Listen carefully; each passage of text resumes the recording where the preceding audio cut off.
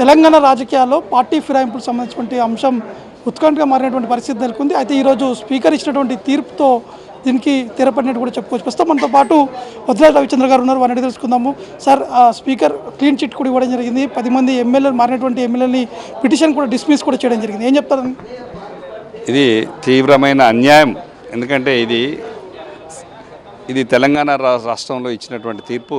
రాహుల్ గాంధీ గారు మరి సంవిధాన్ బుక్ పట్టుకొని తిరుగుతుంటాడు. ఎప్పటికీ రాజకీయ పార్టీలు ఫిరాయింపు చట్టాన్ని ఒకటి తీసుకొచ్చి గెలిచిన అభ్యర్థులు, గెలిచిన ఎమ్మెల్యేలు, రాజకీయ నాయకులు ఎవరు కూడా పార్టీలు మారకుండా ఉండడానికి, మారితే ఏం కావాలనే దాన్ని వారే ముందుకు వచ్చారు.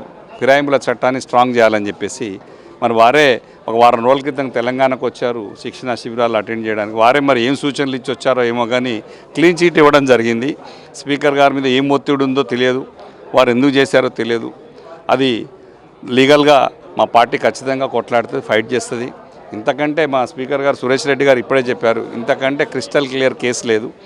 ఒక బీఆర్ఎస్ పార్టీ నుంచి ఒక ఎమ్మెల్యేగా గెలిచి కాంగ్రెస్ పార్టీలో జాయిన్ అయ్యి అంతటితో ఆగకుండా క్లియర్గా మళ్ళీ కాంగ్రెస్ పార్టీ నుంచి ఎంపీగా పోటీ చేసి ఓడిపోయి మళ్ళీ ఎమ్మెల్యేగానే కంటిన్యూ చేస్తూ మేము బీఆర్ఎస్ పార్టీ ఎమ్మెల్యేగానే ఉన్నానని చెప్తే తెలంగాణ రాష్ట్రంలో ఉన్నటువంటి సభ్య సమాజం, ప్రజలు, మేధావులు, రాజకీయ నాయకులు, దేశం మొత్తానికి ఈరోజు ఇచ్చినటువంటి తీర్పు అంటే ఏ రాజకీయ పార్టీలైనా ఏదైనా చేసుకున్నా కూడా స్పీకర్ గారు నిర్ణయమే శిరోధార్యం అని భావిస్తే మరి దాని మీద ఏంటి అనేది ప్రజలు ఆలోచిస్తారు. ఇది ముమ్మాటికి మంచి నిర్ణయంగా కాకుండా మంచి నిర్ణయం కాదనే మా భావన.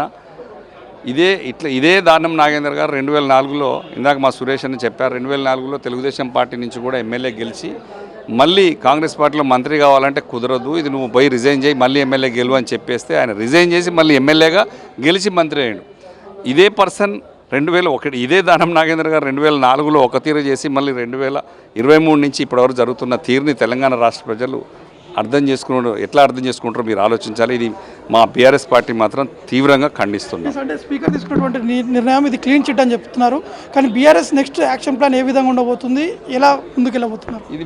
ఇది స్పీకర్ గారి నిర్ణయం ఎలా క్లీన్ చిట్ అనేది కోర్టులు డిసిషన్ తీసుకుంటాయి. మా పార్టీకి ఇప్పుడు మాత్రం రాజకీయాల్లో ఉన్న వాళ్ళందరికీ కూడా ఇది నిర్ణయం మంచి నిర్ణయం కాదనే భావన ఉంది. అది స్పీకర్ గారి నిర్ణయం మళ్ళీ ఒకసారి ఆలోచించుకోవాలి.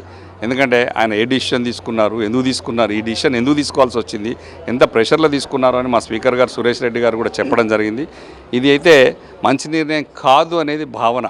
ఎందుకంటే రాజకీయాల్లో ఉన్నారు, పార్టీ మారిన వాళ్ళు ఉన్నారు, చేసిన వాళ్ళు ఉన్నారు, పార్టీలు మెర్జర్ అయినవి ఉన్నాయి, సంఘటనలు అనేక ఉన్నాయి. కానీ ఒక పార్టీ నుంచి గెలిచి ఆ పార్టీలో జాయిన్ అయ్యి ఉండడమే కాకుండా ఇంకొక పార్టీ నుంచి ఏదైతే జాయిన్ అయిన పార్టీ నుంచి ఎంపీగా పోటీ చేసి ఓడిపోయి ఉన్నాయని కూడా క్లీన్ చీట్ ఇవ్వడం అంటే మన స్పీకర్ గారి నిర్ణయాన్ని ఇక కోర్టులే తేల్చాలి. అప్పటిదాకా మేము వెయిట్ చేస్తాం. దానికి దానం గారు స్పందించారు, మమ్మల్ని ఎవరు కూడా పార్టీలో జరుగుతున్నటువంటి సమావేశాలకు పిలవట్లేదు, టీఆర్ఎస్ ఎల్పీ సమావేశం జరిగింది, ఎటువంటి ఇన్విటేషన్ కూడా ఇవ్వట్లేదు అని చెప్పేసి కూడా వాళ్ళు చెప్పారు. 24 గంటలు పోయి గాంధీ భవన్లో కూర్చొని కాంగ్రెస్ పార్టీ కూర్చునేటువంటి ఎమ్మెల్యే సీట్లలో కూర్చున్నాక పిలవాల్సిన అంశమే ఉంది.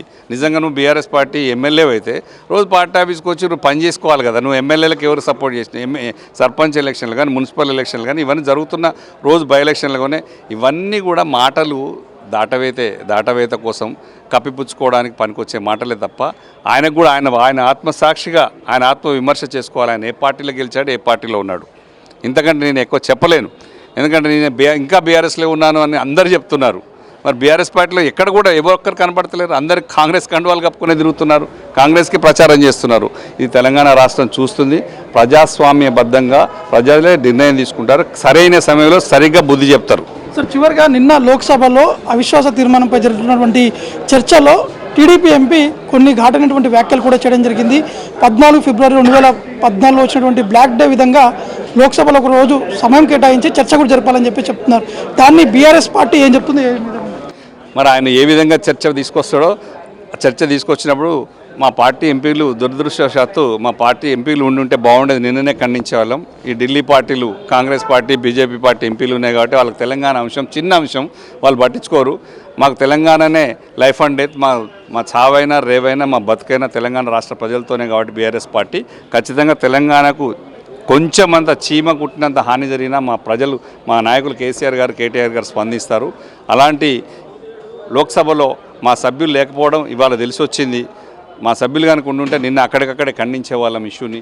ఇప్పటికైనా వాళ్ళ అవార్డు వెనక్కి తీసుకోవాలి. అది బ్లాక్ డే కాదు, డార్క్ డే కాదు. ఎందుకంటే ఒక సువర్ణాక్షరాలతో లిఖించదగ్గ రోజు అది. ఆంధ్రప్రదేశ్ రీఆర్గనైజేషన్ యాక్ట్ కూడా అక్కడే తయారైంది. ఖచ్చితంగా కూడా దాన్ని వెనక్కి తీసుకునేదాకా కూడా మేము ఊరుకోము, మా పోరాటం సాగిస్తూనే ఉంటాం. ఇది మొత్తానికైతే అటు బీఆర్ఎస్ అలా జరిగినటువంటి పార్టీ ఫిరాయింపులకు సంబంధించిన అంశాలపై మాత్రం ఖచ్చితంగా ప్రజలే నిర్ణయాలు తీసుకుంటారు, ప్రజలు ఖచ్చితంగా బుద్ధి చెప్తారు. స్పీకర్పై ఉన్నటువంటి ఒత్తిడి వల్లనే ఈ యొక్క తీర్పు కూడా ఇచ్చారని చెప్పేసి కూడా వద్దిరాజు రవిచంద్ర కూడా చెప్పడం జరుగుతుంది. కెమెరామెన్ హరీష్తో నవీన్, 99 టీవీ, న్యూఢిల్లీ నుండి.